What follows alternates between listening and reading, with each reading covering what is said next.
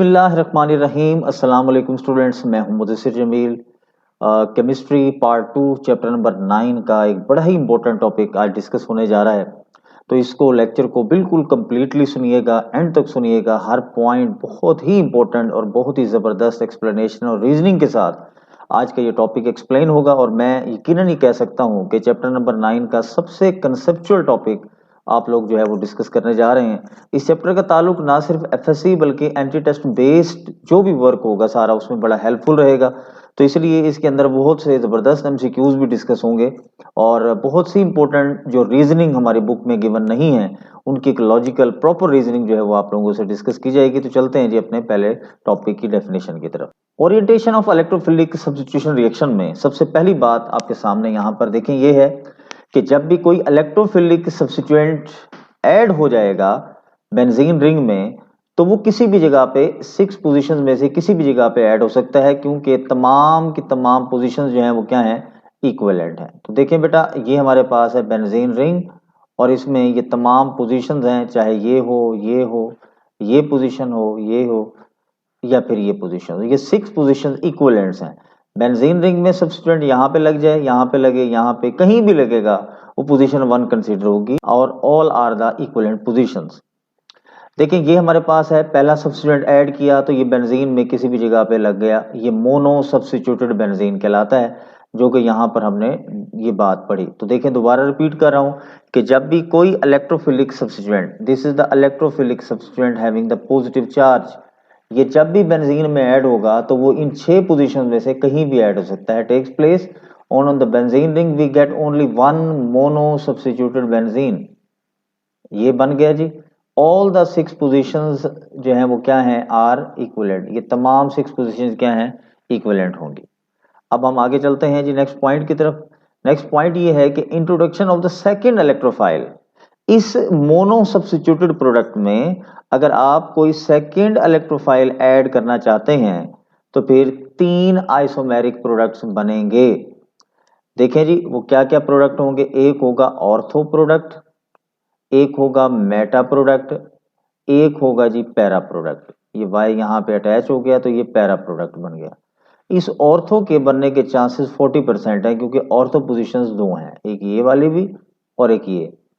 Meta positions भी 2 हैं, एक ये और एक ये पोजीशन हमारे पास होगी जो मेटा पोजीशन हम जिसको कंसीडर करेंगे, और पैरा पोजीशन सिर्फ ये वाली होगी हमारे पास जिसको हम यहाँ पे कंसीडर कर रहे हैं। तो ये ऑर्थो के चांसेस 40%, मेटा के चांसेस भी 40% होंगे, जबकि जो पैरा पोजीशंस हैं इनके चांसेस 20% होंगे। यानी कि एक अजम्पशन, थ्योरेटिकल एक्सप्लेनेशन ये है कि अगर बेंजीन में सेकंड सब्स्टिट्यूएंट ऐड किया जाए, मोनो सब्स्टिट्यूटेड बेंजीन में अगर सेकंड सब्स्टिट्यूएंट ऐड किया जाए तो सबसे ज्यादा चांसेस ऑर्थो और मेटा बनने के हैं और सबसे लीस्ट चांसेस पैरा बनने के। ये हमारी एक थ्योरेटिकल प्रपोजल है। अब चलते हैं क्या वाकई ये रिएक्शन ऐसे प्रोसीड होता है। तो एग्जाम्पल से बात शुरू करते हैं जी। देखिए, नाइट्रेशन ऑफ क्लोरोबेंजीन, बेंजीन के साथ एक क्लोरीन आप अटैच करें और उसकी नाइट्रेशन करवाएं तो पता ही लगा ऑर्थो और पैरा क्लोरो नाइट्रोबेंजीन का एक मिक्सचर बन गया। यानी कि ये क्लोरीन जो है एक्चुअली इसको देना चाहिए था ऑर्थो पोजीशन पे और मेटा पोजीशन पे, लेकिन जो प्रोडक्ट बन रहा है, मिक्सचर जो बन रहा है वो बन रहा है ऑर्थो पोजीशन पे और पैरा पोजीशन पे। ये हमारे पास पहला रिएक्शन है। अब हम एक और एग्जांपल डिस्कस कर लेते हैं कि अगर हम नाइट्रो ग्रुप पहले लगा दें फिर क्लोरीनेशन करवाएं तो क्या होगा। तो तब हम कहते हैं कि Meta chloro nitrobenzene is the main product. वो कैसे, देखें जी, ये हमारे पास है नाइट्रोबेंजीन और पता ही लगा कि ये किस पोजीशन पे ला रहा है इसको, मेटा पोजीशन पे। अब हमें हमारी हैरानगी बढ़ गई। अब यहां पर हम ये कह सकते हैं कि ये एक्चुअली हमारी ऑब्जर्वेशन और प्रैक्टिकल डिमोन्स्ट्रेशन ये बताती है कि एक्चुअली जो बेंजीन के साथ ग्रुप लग जाएगा it has a driving effect. ये मेन ड्राइवर का काम करता है, ये मेन रोल प्ले करता है। इसकी पोजीशन, आने वाले सब्स्टिट्यूएंट की पोजीशन इसकी वजह से डिसाइड होगी। That is called the orientation. अब ये बेंजीन को या तो एक्टिवेट कर देगा या डीएक्टिवेट कर देगा। That is called the reactivity of the benzene ring. तो इस तरह से हम इनको 2 हिस्सों में डिवाइड कर सकते हैं। या तो हम कह सकते हैं कि ये ऑर्थो पैरा डायरेक्टिंग ग्रुप्स होंगे, या फिर हम कह सकते हैं कि ये हो सकते हैं मेटा डायरेक्टिंग ग्रुप्स हो सकते हैं। तो ऑर्थो पैरा डायरेक्टिंग ग्रुप्स क्या होते हैं, हम इनको नाम देते हैं जी। यहाँ पर सबसे पहले ऑर्थो पैरा डायरेक्टिव ग्रुप से पहले मैंने ये सेंटेंस आपको पहले एक्सप्लेन कर दिया। The group present on the mono substituted benzene ring has the directive effect. ये डायरेक्ट यानी कि हुक्म देने का इफेक्ट इसका है, ये डिसाइड करेगा position of in the incoming substituent. हमारी ऑब्जर्वेशन के मुताबिक हमने इन ग्रुप्स को दो हिस्सों में डिवाइड कर दिया है। ऑर्थो पैरा डायरेक्टिंग ग्रुप्स क्या क्या होते हैं, वन बाय वन देखें, उनकी एक्सप्लेनेशन देखते हैं। पहली बात यह है कि these group release electron at ortho and the para position, यानी कि ये हम इनको कह सकते हैं कि these are called the electron donating groups. ये इलेक्ट्रॉन डोनेटिंग ग्रुप्स का रोल प्ले करते हैं, इलेक्ट्रॉन डोनेटिंग ग्रुप्स का रोल प्ले करेंगे। उसके बाद they increase the chemical reactivity. जब बेंजीन के पास इलेक्ट्रॉन्स जाएंगे तो अंडरस्टूड है कि बेंजीन की जो केमिकल रिएक्टिविटी है उसने इंक्रीज हो जाना है। उसके बाद ये एक से ज्यादा पोजीशन देंगे, यानी कि ये ऑर्थो पर भी इलेक्ट्रॉन्स देंगे और किस पर देंगे, पैरा पर भी इलेक्ट्रॉन प्रोवाइड करेंगे for the new incoming group. जो भी नया ग्रुप आएगा उसको इन्होंने ऑर्थो पे भी और पैरा पोजीशन पे भी इलेक्ट्रॉन प्रोवाइड करना है, इसलिए हम इनको क्या नाम देते हैं, ऑर्थो पैरा डायरेक्टिंग ग्रुप्स का नाम देंगे। तो स्टूडेंट्स ये एग्जांपल्स बहुत इंपॉर्टेंट हैं और एमसीक्यूज के लिए बहुत ही ज़्यादा इंपॉर्टेंट ये चीज़ें मैंने आपको डिस्कस की कि इसमें हमारे पास अल्काइल ग्रुप है जैसे मिथाइल ग्रुप है, इसी तरह से सेकेंडरी एमाइन है, ये हमारे पास है सेकेंडरी एमाइन, ठीक है जी, ये सेकेंडरी एमाइन है, ये हमारे पास है, ये एमाइनो ग्रुप है, हाइड्रोक्सल है, ये अल्क ऑक्सी कहलाएगा, मिथ ऑक्सी इसको नाम देंगे हम, OCH3 को मिथ ऑक्सी, और अगर बेंजीन के साथ लग जाए OCH3 एनिसोल कहते हैं इसको। और ये तमाम के तमाम हेलो ग्रुप है, ये हेलोजन का ग्रुप है, ठीक है जी, ये हमारे पास है। तो ये हमारे पास ग्रुप्स हैं, ये हमारी अरेंजमेंट है इस तरह से। अच्छा बेटा, अब ये इनकी एक्टिवेटिंग डीएक्टिवेटिंग इफेक्ट्स क्या होंगे वो भी हम आगे देखेंगे। इनकी अरेंजमेंट क्या ये ठीक है या मुख्तलिफ रहेगी वो भी हम आगे देखेंगे। सो ये हमारे पास तो वो ग्रुप्स हैं जो आप लोगों ने याद रखने हैं कि कौन कौन से group ortho para directing groups हैं। ट्रिक्स भी देखेंगे आज हम कि कैसे पता लगेगा ये ऑर्थो पैरा डायरेक्टिंग है या मेटा डायरेक्टिंग है। तो स्टूडेंट सबसे पहले इसकी रीजन देख लें। रीजन ये है कि कोई भी आपके पास कोई ग्रुप है ना, इसमें ना दो चीजें ऑपरेट करती हैं। स्टूडेंट आप सबसे पहले दो टर्म्स जरा समझ लें। एक कहते होते हैं इंडक्टिव इफेक्ट, और दूसरा एक इफेक्ट होता है, इसको हम नाम देते हैं रेजोनेंस इफेक्ट, रेजोनेंस इफेक्ट या मीजोमेरिक इफेक्ट का भी हम इसको नाम देते हैं। सो ये हमारे पास पहला इंडक्टिव इफेक्ट है और दूसरा रेजोनेंस इफेक्ट है। स्टूडेंट्स एक बात याद रखें कि अगर ये OH ग्रुप किसी भी ओपन चेन कंपाउंड के साथ लग जाएगा तो ये अपनी इलेक्ट्रोनेगेटिविटी की वजह से इलेक्ट्रॉन अपनी तरफ खींच लेगा, इलेक्ट्रोनेगेटिविटी की वजह से इलेक्ट्रॉन्स अपनी तरफ खींच लेगा और इसका इफेक्ट पूरे की पूरी चेन लेंथ पर होगा। इसको नाम देते होते हैं इंडक्टिव इफेक्ट। और ये हमारे पास डबल पार्शियल पॉजिटिव यानी कि लेस देन दिस कार्बन ये शो करता होते हैं, ठीक है, रिप्रेजेंट करने का तरीका है। This is called the inductive effect कि ये इसकी असर से ये प्रोड्यूस हुआ है, तो ये इंडक्टिव इफेक्ट कहलाता है। अच्छा स्टूडेंट्स, ये अगर OH ग्रुप बेंजीन के साथ अटैच हो जाएगा, यही OH ग्रुप अगर किसी कॉन्जुगेटेड सिस्टम के साथ अटैच हो जाएगा जैसे कि बेंजीन रिंग है, तो अब इसमें पोटेंशियल ये है कि it has the capability to donate the electrons to the benzene ring. ये कहलाता है कॉन्जुगेशन फैक्टर यानी रेजोनेंस। रेजोनेंस के बारे में बड़ी इंपॉर्टेंट बात सुन लें, अल्टरनेट पोजीशन पर या डबल बॉन्ड हो या लोन पेयर हो तो वो कॉन्जुगेशन शो करता है। अल्टरनेट पोजीशन कैसे, मतलब ये देखें, ये है हमारे पास डबल बॉन्ड, फिर सिंगल बॉन्ड, फिर लोन पेयर। ये अगर सिचुएशन हो तो ये रेजोनेंस इफेक्ट शो करता है, या इन शॉर्ट हम आसान लफ्जों में कह सकते हैं अगर कोई एटम जिस पर लोन पेयर ऑफ इलेक्ट्रॉन मौजूद हो और बेंजीन के साथ अटैच हो तो वो रेजोनेंस इफेक्ट शो करेगा। ठीक है जी। अब जब ये रेजोनेंस इफेक्ट शो करेगा तो हम कहते हैं कि ये हमारे पास एम पॉजिटिव इफेक्ट है। लेकिन उसी लम्हे एक और भी इफेक्ट जा रहा होता है जिसको हम नाम देते हैं जी इंडक्टिव इफेक्ट का नाम देते हैं। ये हम एम पॉजिटिव यहां लिख देते हैं जी, ये हम यहां लिख देते हैं एम पॉजिटिव। और एक इंडक्टिव इफेक्ट है जो ऑपरेट कर रहा है, यानी इलेक्ट्रॉन्स को जो विड्रॉ कर रहा है। ये स्टूडेंट्स हमेशा याद रखिएगा, जिस एटम में लोन पेयर ऑफ इलेक्ट्रॉन्स हो उसमें हमेशा रेजोनेटिंग फैक्टर डोमिनेट कर जाता है टू द इंडक्टिव इफेक्ट। मैं आई नेगेटिव इसलिए लिख रहा हूं, I for the inductive negative sign is accepting the electrons, electron को खींचने की कैपेबिलिटी को कहते हैं हम। लेकिन उसी लम्हे मैंने आपको बताया कि एक दूसरा फैक्टर ऑपरेट करता है, that is called the resonance effect. It provide the electron to the benzene ring and that's why they activate the benzene ring. अब स्टूडेंट्स ये बात याद रखिएगा कि ये हमारे पास है कार्बन एटम, ये भी है carbon atom.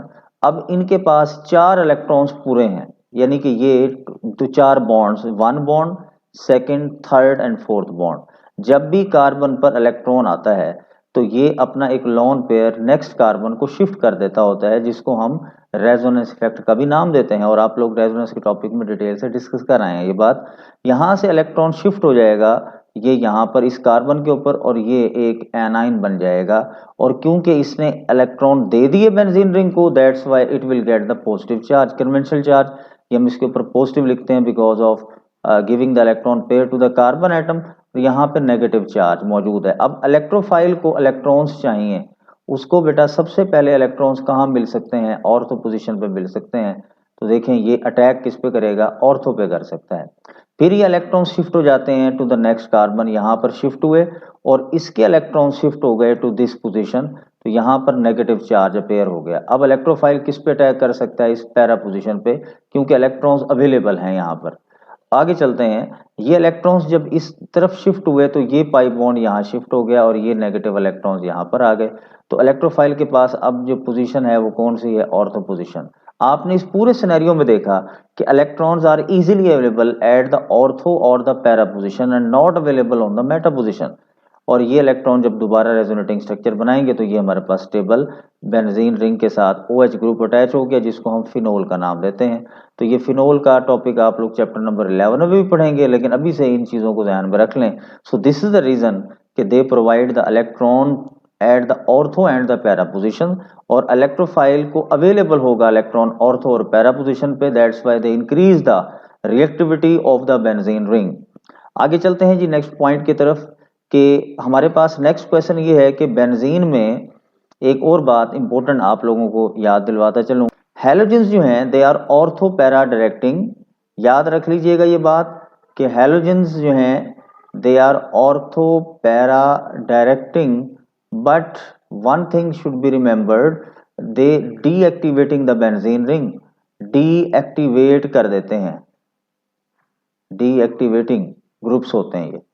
Ortho para directing जरूर होंगे लेकिन डीएक्टिवेटिंग होंगे। तो स्टूडेंट्स मैं आपको रीजन फिर वही बताऊंगा कि जब भी बेंजीन के साथ कोई भी क्लोरीन एटम अटैच होता है तो आप देखें यहाँ पर क्लोरीन के साथ जो है एक 3 लोन पेयर ऑफ इलेक्ट्रॉन्स मौजूद होते हैं।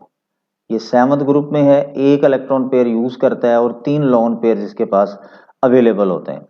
अब इसका जो इंडक्टिव इफेक्ट है, इंडक्टिव इफेक्ट, ये इसको कंपेल करता है कि इलेक्ट्रॉन्स खींचो, लेकिन उसी लम्हे क्योंकि लोन पेयर्स भी मौजूद हैं और ये एक रेजोनेटिंग फैक्टर, ये कॉन्जुगेशन शो करता है, तो वहां पर ये एक इलेक्ट्रॉन पेयर भी जो है वो डोनेट कर देता है। अब इस पूरी जंग में ये हमारे पास जो मेसोमेरिक इफेक्ट है या रेजोनेंस इफेक्ट है ये विन कर जाता है और ये इलेक्ट्रॉन पेयर दे देता है to the benzene ring, but deactivate कर देता है। डीएक्टिवेटिंग किस वजह से है, due to I negative effect. और ऑर्थो पैरा डायरेक्टिंग किस वजह से है, because of the mesomeric effect या रेजोनेंस इफेक्ट की वजह से। ये एम पॉजिटिव यानी इलेक्ट्रॉन पेयर देने वाला और आई नेगेटिव यानी इलेक्ट्रॉन खींचने वाला। तो बेंजीन का एक पहलू ये है, इलेक्ट्रोनेगेटिविटी इसकी इसको कंपेल करती है कि भाई तुम इलेक्ट्रॉन खींचो, लेकिन इसके लोन पेयर इसको कंपेल करते हैं कि नहीं भाई ये हम रेजोनेंस के साथ स्टेबिलिटी गेन करते हैं। तो ये इसलिए हम इनको कहते हैं कि ऑर्थो पैरा डायरेक्टिंग तो हैं but they are deactivating the benzene ring. और रीजन क्या है मैंने आपको क्लियर कर दी। आगे चलते हैं जी नेक्स्ट पॉइंट की तरफ। तो आपको ये स्टेटमेंट नजर आ रही होगी कि halogens are also I negative group, they deactivate the benzene ring by I negative effect. क्या होता है मैं आपको क्लियर कर चुका हूँ। Halobenzene are less reactive than the benzene ring. So this is all about the why halogens are considered as a deactivating group. Dear students, एक एंटी टेस्ट के लिए बहुत ही इंपॉर्टेंट बात आपको मैं यहाँ पे बताने जा रहा हूँ। एंटी टेस्ट प्रिपरेशन के लिए बहुत ही इंपॉर्टेंट फैक्टर है कि आपको रिएक्टिविटी टुवर्ड्स इलेक्ट्रोफिलिक सब्स्टिट्यूशन आपको पता होनी चाहिए। सबसे ज्यादा आपके पास जो एक्टिवेटिंग ग्रुप्स होंगे वो एटम होंगे जिनके पास एक तो लोन पेयर हो और दूसरा एक और इलेक्ट्रॉन डोनेटिंग ग्रुप लगा हो। ये भी इलेक्ट्रॉन डोनेटिंग ग्रुप्स हैं और ये भी इलेक्ट्रॉन डोनेटिंग ग्रुप्स हैं। तो ये सबसे ज्यादा एक्टिवेटिंग होगा जो प्लस एम ग्रुप जो है हम इसको कहेंगे, यानी कि ये कॉन्जुगेशन फैक्टर यानी इलेक्ट्रॉन पेयर देने के वाला जो भी होगा उसके साथ एम पॉजिटिव ग्रुप लिखा जाता है। अब स्टूडेंट्स ये अगर तो ये अटैच हो, अगर लोन पेयर नहीं है किसी एटम के ऊपर और ये CH3 अटैच है, तो फिर हम कहते हैं कि they provide the electron pair through the hyper conjugation. Student बड़ी इंपॉर्टेंट टर्म है, जरा गौर से सुनिएगा और इंशाल्लाह इसको हम बड़ा प्रॉपर वे से एक्सप्लेन करते हैं।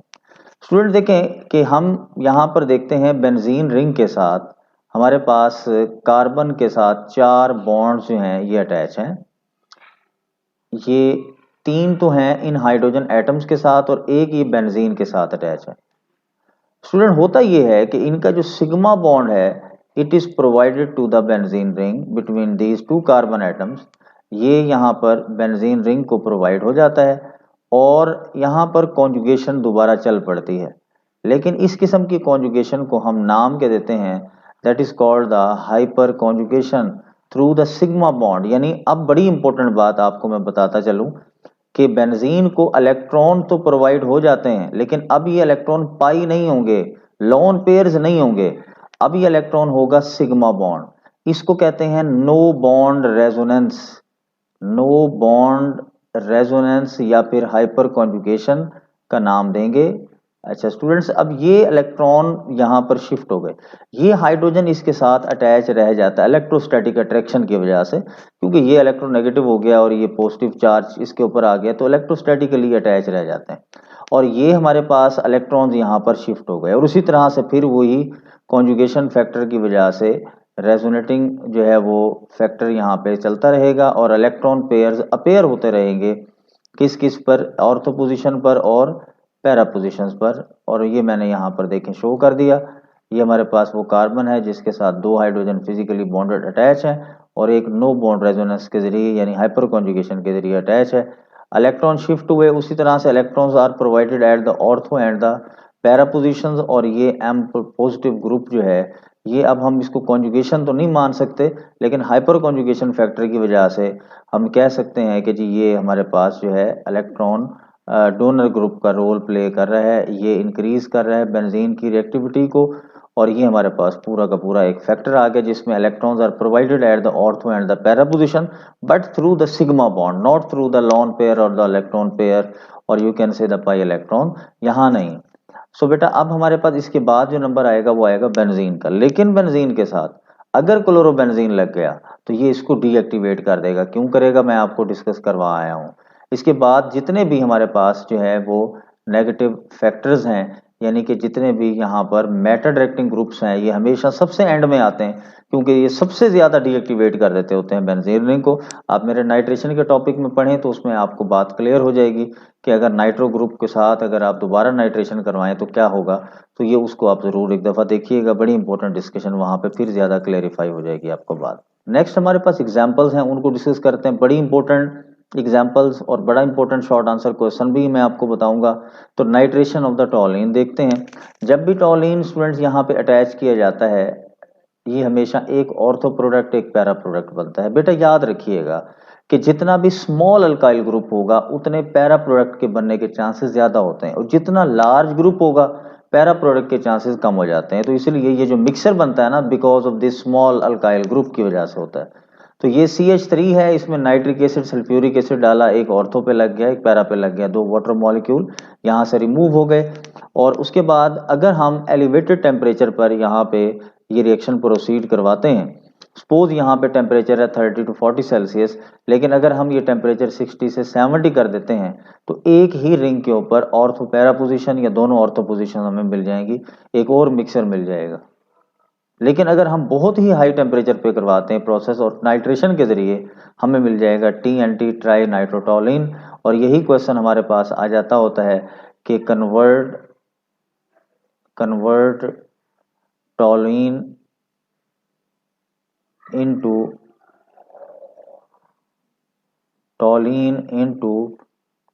TNT।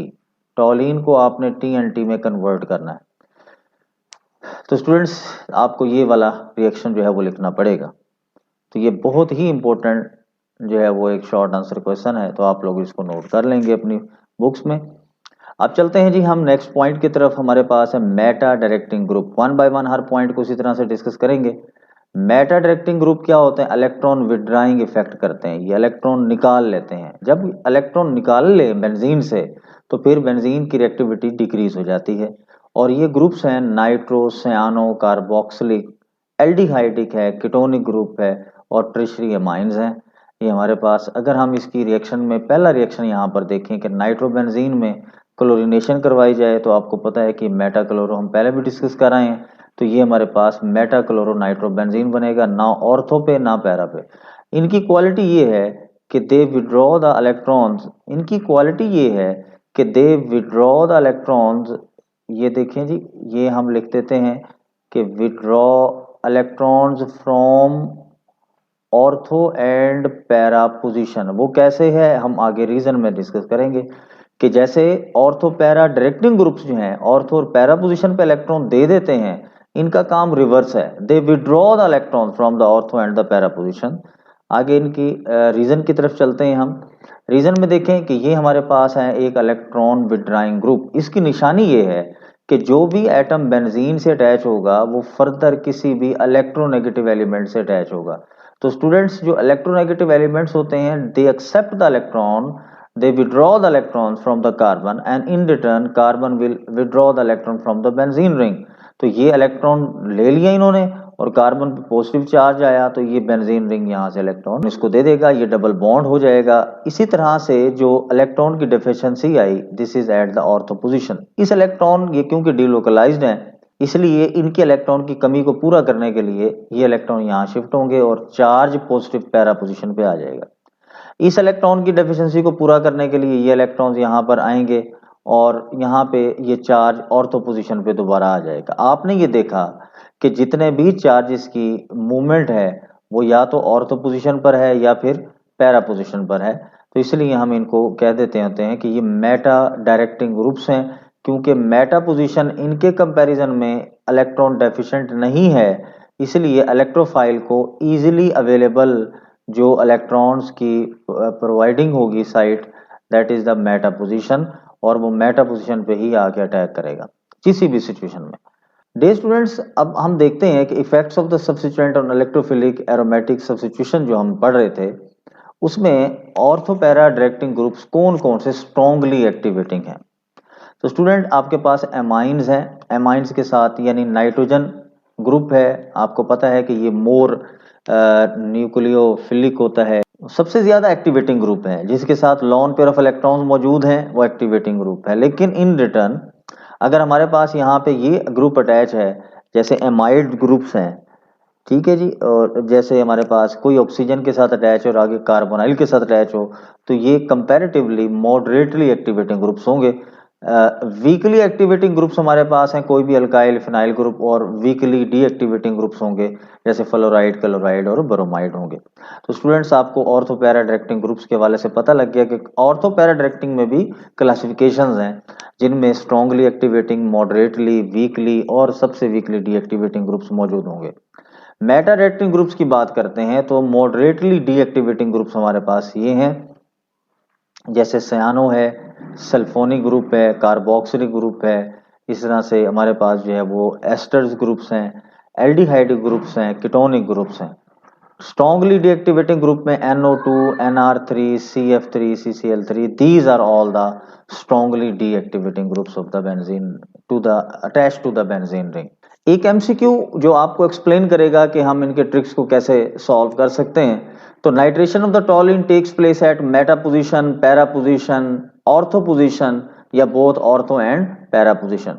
तो नाइट्रेशन ऑफ द टॉलिन, क्योंकि टॉलिन का लफ्ज लिखा हुआ है तो इसका मतलब ये है कि इसके ऊपर सबसे पहले ऑर्थो पैरा डायरेक्टिंग ग्रुप्स मौजूद है। तो ये ग्रुप से हमें पता लगेगा कि प्रोडक्ट की नेचर क्या होगी। तो ये ग्रुप हमारे पास है CH3, ये ऑर्थो पैरा डायरेक्टिंग है, तो इसलिए ऑर्थो पैरा पोजिशन का हमारा जो आंसर होगा it will be considered as the correct option. Students, reaction of the toluene with chlorine in the presence of FeCl3 gives mainly, अगर टॉलिन की जो है वो विद क्लोरीनेशन करवाई जाए तो हमें क्या मिलेगा? हमें मिलेगा बेंजोइल क्लोराइड, क्या हमें मिलेगा मेटा क्लोरोटॉलिन, क्या हमें मिलेगा बेंजाइल क्लोराइड, क्या हमें मिलेगा ऑर्थो पैरा क्लोरोटॉलिन। तो वन बाय वन हम डिस्कशन करते हैं। पहले लिखा हुआ है बेंजोइल क्लोराइड, ये है बेंजीन। बेंजीन के साथ अगर हम कहते हैं C डबल बॉन्ड O लग जाए और Cl हो, ये कहलाएगा बेंजोइल। मेटाक्लोरोटॉलिन, मेटाक्लोरोटॉलिन ये हमारे पास है, इसमें से कोई भी ग्रुप मेटा पोजीशन वाला नहीं है, इसलिए ये वाला तो बन ही नहीं सकता, ये वाला भी नहीं बन सकेगा। अब है benzyl chloride. Student, benzyl chloride तब होता है जब बेंजीन के साथ एक CH2 ग्रुप लग जाए और फिर आगे Cl लग जाए तो ये बेंजाइल बन जाएगा। अब क्योंकि सनलाइट की प्रेजेंस नहीं है, FeCl3 है, इसलिए ये भी नहीं बन सकता। तो एक ही ऑप्शन रह जाती है, ऑर्थो एंड पैरा क्लोरोटॉलिन्स जो हैं ये बन जाएंगे, क्योंकि टॉलिन जो है एक ऑर्थो पैरा डायरेक्टिंग ग्रुप मौजूद है। Which pair of groups contain both ortho and para directing groups? Alpha option में है OHCHO, बीटा में है OCH3CHO, चार्ली में है NR3CN, डेल्टा में है NR2 और NH2। तो स्टूडेंट डेल्टा ऑप्शन करेक्ट है। हम कहते हैं जी अल्फा क्यों नहीं है, हम कहते हैं इसमें ये ग्रुप आ गया C डबल बॉन्ड O। अब देखें, ये जो भी कार्बन बेंजीन से अटैच हो, अगर तो वो फर्दर किसी इलेक्ट्रोनेगेटिव एलिमेंट से अटैच हो गया तो वो मेटा डायरेक्टिंग ग्रुप जो है वो के तौर पे कंसीडर किया जाएगा। अब स्टूडेंट्स हमारे पास है ये वाला ग्रुप, तो चले ऑर्थो पैरा है, ये सेम हो गया, ये भी नहीं हो सकता। अब NR3 और CN में स्टूडेंट्स वही सेम सिचुएशन आप लोग पढ़ के आए हैं कि कार्बन अटैच होगा बेंजीन से, फर्दर अटैच हो जाता है किसी भी इलेक्ट्रोनेगेटिव एलिमेंट से, तो ये ऑर्थो पैरा डायरेक्टिंग नहीं रहेगा बल्कि मेटा डायरेक्टिंग बन जाता होता है, और ये हमारे पास ये भी नहीं होगा ऑप्शन। तो हमारे करेक्ट ऑप्शन है NR2 सेकेंडरी अमाइन और अमाइंस जो हैं अमाइनो ग्रुप, तो ये हमारे पास ये बन जाएंगे। Di substitution reaction of the benzene ring would give rise to isomeric product 1, 2, 3 और 4। तो स्टूडेंट आप लोग पढ़ चुके हैं कि आइसोमेरिक जो प्रोडक्ट्स हैं वो हम अभी पढ़ चुके हैं कि डाई सब्स्टिट्यूशन रिएक्शन के जरिए 3 बन सकते हैं, या ऑर्थो या मेटा या para. Thank you very much for watching and listening the video. बहुत ही इंपॉर्टेंट टॉपिक आज का डिस्कस हो गया, तो ये अपने तमाम दोस्तों में शेयर करें और इस कंसेप्ट को क्लियर करें। थैंक यू वेरी मच जी, अल्लाह हाफिज।